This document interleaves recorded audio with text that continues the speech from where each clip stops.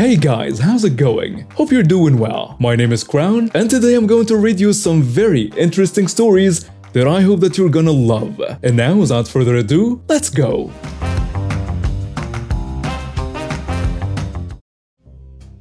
Again, sorry if my voice sounds a little bit off, but in case you don't know, I have a cold, so yeah, let's start. I've always been close to my amazing mom. You see, I grew up in a quaint town where everyone knew everyone else.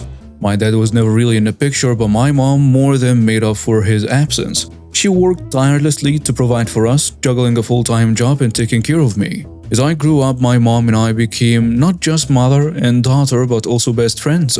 Our little house became a sanctuary. Every corner held a memory. The nook by the window where I'd curl up with a book, the kitchen counter where we'd experiment with new recipes, and the backyard where we plant flowers and vegetables. When it was time for me to head off to college, it was bittersweet. Leaving home was tough, but my mom encouraged me to do so. Throughout those years, our house remained my sanctuary, a place I'd return to during breaks, a constant in a world of change. So here is where the story gets interesting. One day, I get a call from my mom. She sounds a bit off, so I ask her what's up, and turns out she's just had a conversation with my aunt. Let's call her Aunt Karen for privacy reasons. Now, Aunt Karen has always been, well, let's say, a bit entitled. My mom tells me that Aunt Karen just dropped a bombshell on her. Apparently, Aunt Karen had this grand plan to switch houses with us. Yes, she wanted us to hand over our cozy home and let her move in while we take over her shabby place. Naturally, my mom was taken aback. She asked Aunt Karen why on earth she'd want to do something like this. Aunt Karen's response? Brace yourselves for this one. She wanted a change of scenery and thought our house was more suited to her taste. I mean, come on. Our house, our memories, and she thinks she can just waltz in and take it over? Of course, my mom declined. She explained how much this house meant to us, how many memories were made within these walls, and she thought that was the end of it. Silly us, thinking Aunt Karen would understand and drop the idea just like that. Oh no, she wasn't done. A couple of days later, I get a text from Aunt Karen. I'm at work, mind you, and I check my phone during a quick break, and the text goes something like this. Hey there, your mom told me you're not interested in the house swap. Well, let me sweeten the deal. You can pay my bills for a year, and I will let you live with me. I nearly choked on my coffee reading that. Pay her bills? Seriously? I mean, I'm not made of money, and even if I were, why would I want to pay someone else's bills just to move into their house? I text her back trying to keep it light but firm. Hi Aunt Karen, thanks for the offer, but I'm quite content with where I am right now, and handling bills for another place isn't really feasible for me at the moment. Let's just keep things as they are, shall we? Oh come on, don't be so uptight. I'm offering you a great opportunity here. You should be grateful. I couldn't believe my eyes. Grateful? For what? For the chance to fork over my hard-earned money to her? I took a deep breath and called my mom to tell her about this new development. We had a good laugh about it. I mean, what else can you do when faced with such entitlement? But the story doesn't end there, my friends. Aunt Karen was relentless. She started calling my mom daily, talking about how she deserved a change and how we should be more accommodating. My mom kept trying to reason with her, telling her that this was our home. Then I decided to take matters into my own hands. I called Aunt Karen and tried to explain things from my perspective. I told her how important this house was to us, how many memories we had here, and how we didn't want to uproot our lives just to fulfill her whims. I say, Aunt Karen, I understand you might want to change, but that doesn't mean we have to switch houses. We're happy where we are, and I hope you can respect that. You're being so selfish. I can't believe you're not willing to do this one thing for me. It's not about being selfish, it's about valuing what we have and standing up for it. I hope you can understand. Well, if you won't do this for me, then maybe we'll just have to cut ties. I can't believe my own family is so heartless. And just like that, she hung up. I stared at my phone in disbelief. Did she seriously just threaten to cut ties with us over this? Weeks went by and calls and texts from Aunt Karen continued. She tried guilt-tripping, bargaining, and even throwing a full-blown tantrum once. But my mom and I stood our ground. The story ends with Aunt Karen begrudgingly giving up on her absurd idea. She didn't exactly apologize or admit she was wrong, but she did stop harassing us about the house swap. And you know what? Life went on just fine. Remember, stand up for what you value, and don't let anyone make you feel guilty for doing so, even if they are family. Let me start by saying that this story did not take place in the US. Hey there, I'm the new teacher's aide at a fancy private school, and boy did I land in the middle of some wild drama involving none other than the infamous Karen. Now before I dive into this madness, let me introduce you to Karen. She's that classic entitled type, the kind who believes the world owes her everything on a silver plate. I was assigned to be her sidekick, and trust me, it was like walking on eggshells around her. She's been teaching at our school for ages, and her reputation for drama preceded her. Lucky me, I got to experience it firsthand. So there I was, fresh-faced and eager to assist, when all of a sudden, I found myself in the front row for a showdown between Karen and one of the brightest students, Carlos. Carlos was sharp as a tack, acing exams left and right, and it was pretty obvious that Karen wasn't his biggest fan. One day, she accused him of cheating on his last exam, and of course he denied it because why would he need to cheat when he's practically a walking encyclopedia? The whole classroom was glued to the scene unfolding before us. Karen's face was practically crimson as she pointed her finger at Carlos, insisting that he was a cheater. Carlos, cool as a cucumber, kept his composure and firmly denied any wrongdoing. I swear it was like watching a tennis match with accusations flying back and forth. Then out of nowhere, Karen's hand shot up. Before anyone could react, she attempted to slap Carlos. Wow, really? But you know what? This kid had the reflexes of a ninja. He deflected the slap like he was a seasoned martial artist. I couldn't help but let out a surprised gasp. And I wasn't the only one. The classroom was buzzing with shock and excitement. But wait, the drama train hadn't even left the station yet. Karen wasn't about to let a deflected slap deter her. She grabbed Carlos by the arm and grabbed him straight to the principal's office like she was leading a criminal to the police station. I couldn't help but tag along and see how this mess would unfold. This whole scene was like something out of a movie. The principal's face when they burst into his office was priceless. He looked like he had just seen a ghost. I mean, who wouldn't be shocked to see Karen with a death grip on a student? But clearly he was shocked for a completely different reason. She launched into this dramatic spiel about how Carlos had physically attacked her when she confronted him about the alleged cheating. The principal looked torn between disbelief and utter confusion. I was torn between the two myself since none of that happened. In a rare moment of sanity, he told Carlos to wait outside and had a whispered conversation with Karen. I had no idea what they were saying, but she started yelling about how she doesn't even want to know who Carlos's father was or care for that matter, and how she wouldn't tolerate cheating in her class. It was like she was trying to assert her dominance even in the principal's office. She then stormed out in a fit of rage, leaving the poor guy looking like he had just survived a tornado. The principal took a deep breath and stepped outside where Carlos was waiting, still looking insanely calm considering what just happened. The principal's voice was low but shaken as he tried to reason with Carlos. I couldn't hear their conversation, but it was clear he was urging Carlos not to say a word to his father. Carlos listened intently to the principal's words. They exchanged a few more words and then Carlos nodded. And just like that, the principal returned to his office and Carlos was sent back to his classroom. I couldn't help but wonder what kind of conversation they had, what kind of promises or reassurances were exchanged in those few minutes. It was a side of the principal I had never seen before. As the day came to an end and the school's bustling hallways began to quiet down, something else was about to unfold. Something that would add yet another layer to this already crazy day. Carlos was waiting by the entrance for his usual ride.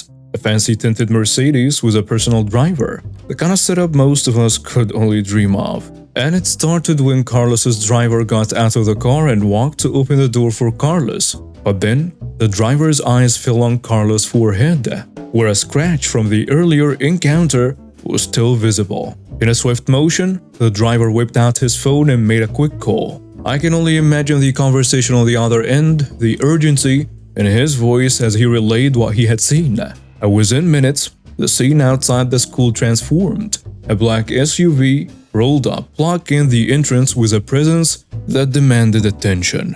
The atmosphere shifted as four rugged-looking men got out of that vehicle. Carlos started chatting with those four tough-looking dudes, and they were huddled up saying who knows what. And guess what? They all strolled toward the school building like they were on a mission. But wait, here comes Karen, the drama queen herself. She's all huffy and puffy, giving those guys a piece of her mind for daring to park their SUV in front of the school. Then Karen spots Carlos chilling with those four dudes, and she loses it even more. One of the tough guys turns to Carlos and drops a simple question. Is that her? And Carlos nods. Boom! Out of nowhere, a loud slap echoed through the atmosphere, followed by an eerie hush. Karen's entitled rage? Yeah, it met its match. It's like she got a reality check in the form of a slap, and her bluster just fades into thin air. It's almost poetic how quickly the tables turned. In the blink of an eye, things escalate like an expensive firecracker. They go from shadows to center stage, and guess what they whip out? Guns. Yep, guns. And Karen, oh, she's surrounded at this point with those guns aimed at her head. The guy who delivered that smacking gives Karen a choice. Either she gets out of here in a flash and never set foot in this school again, or she braces herself for a bullet bonanza. Yeah, intense stuff. I'm there, heart pounding like a drum solo, as Karen's whole tough act crumbles like a house of cards. In a heartbeat, she turns tail, leaving behind her stuff, her pride, and the drama she stirred up.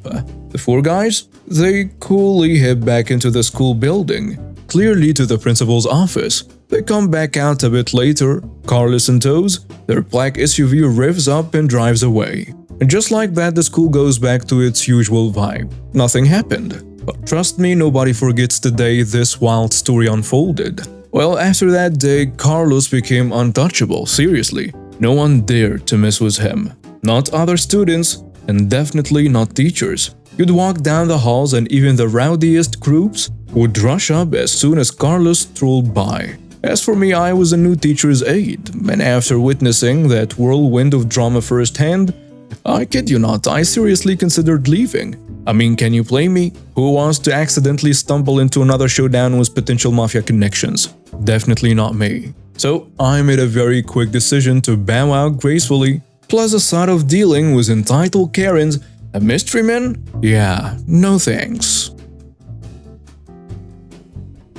When my grandmother was diagnosed with cancer, she opted for no treatment. She had watched her husband go through chemo, radiation, and surgery, and he was miserable the whole time. She didn't want that for herself, and her family supported her. Over the next year, she gifted items to family and friends, told us to write our names on the things we want, and take what we wanted and so on. There were conditions, however. No, you can't have that, it's a family heirloom meant to go to Aunt and her kids, or to Dad and his kids. We all knew what those items were and who they were going to, so that was easily settled after she died. The house was inherited by my father, who very suddenly and unexpectedly passed away 2 weeks later. I inherited the house at that point. The next door neighbor, we will call him Todd, came over several times, upset that he and his kids, 25 female and 19 male, weren't invited to Grandma's funeral. There wasn't one. We were all too busy reeling from my father's death. He was also upset because he wasn't presented with a copy of the will. It only included family members, and he knew Grandma loved his kids like her own. She didn't. She complained about them coming over all the time, stealing her water to fill their pool, and she had to tell them to stop calling her Grandma. He wanted to know if I would allow his kids to go through the house to see if there was anything they would like to take to remember her by. Okay, first dude, my grandma died 4 weeks ago. My dad died 2 weeks ago. I thought he was awfully rude, but I offered to let them go through the boxes I had packed that I was planning to donate, and he was offended. I mean, mortified. He said his daughter and son had their heart set on some items that were family heirlooms, and I literally laughed at him. I explained that they were family heirlooms and would be staying with me, and two of the items had already gone home with my brother. He said, "My kids were her family too, and she would have gifted those to them. They should have been included along with everyone else when everything was divided up." Keep in mind that none of us knew this guy or his kids other than the neighbors next door. They were never at any family gatherings that were held at her house, and the only time I ever heard her talk about them was when she was complaining about them, especially when she caught them using both her hoses to fill up their pool and then came over complaining because she had put locks on the outdoor faucets. Luckily, Todd's house was in foreclosure and he moved away about a year later. I have more stories, but those will come later. Brief backstory. About a year ago, my last remaining grandparent passed away, and my father inherited all assets, including a house. I have been saving for a nice down payment, at least 50%, so I could have a lower mortgage payment each month, thus allowing me to save money for travel. When my father inherited this house, which he had no interest in moving into yet, he offered to sell it to me for slightly below market rate, with a caveat that he and my stepmother could eventually move into the basement apartment. I agreed because they are both incredible people who are not at all invasive and will give me my privacy if they lived there. So I paid a 60% down payment, financed the rest, and moved in. The present day. About 6 months ago, I started considering renting out the finished basement apartment. It has 2 bedrooms, 1 bathroom, a living room, and a small kitchenette. Sink, fridge, microwave, but not oven. A friend of mine said his brother was moving to my city and needed a place. He's a brand new teacher and doesn't make great money, so he needed a place that wasn't expensive. I offered to let him rent my basement for way less than market rate, $650, which would include utilities. He readily accepted and signed a year-long lease. Well, a few days ago he asked if he could start paying the landlord directly instead of giving me rent money each month. I was under the impression my friend had told him that I owned the house, so I was confused and I told him we don't have a landlord and that I am the owner. He got very upset and screamed at me for lying for over 6 months and taking advantage of him by making him pay so much in rent. For the record, an apartment similar to the one in my house would be well over twice what he was paying me. Closer to 3 times for something as nice. He asked how much of my mortgage he's covering and I said, "Why does that matter? You're getting a nice quiet place to live, access to a full kitchen and laundry room, and you're paying an amount that you can afford. My personal finances aren't really a factor here." He stormed out of the room and slammed the basement door, and he's still not speaking to me. I asked a few other friends and some family members and most said I'm wrong for having him cover my mortgage payments. Only a few say I'm in the right. So am I the jerk for having my roommate cover $650 for my $775 months mortgage? ETA? He has a lease, so I won't be evicting him over this alone. If he does any damage or become hostile, I'll look at the eviction process, but for now, he will remain unless he chooses to break the lease, which I'll allow him to do if he wants. He also didn't bother to read the lease before signing. The lease clearly states that I am the homeowner. I didn't trick him or keep info from him. He simply didn't read what he was signing. I didn't get the house for almost free as some people choose to believe. My father sold it to me for about 75% of its value, more or less as an advance on rent he and my stepmother will pay when they move in here in a few years. We already agreed they won't pay monthly rent but will contribute to utilities and groceries at that time. I also made a 60% down payment, so I have quite a bit invested, as well as paying about $1,500 a month out of pocket for taxes, insurance, maintenance, utilities, and so on. And now we have reached the end of today's stories. Thank you for watching and see you next time.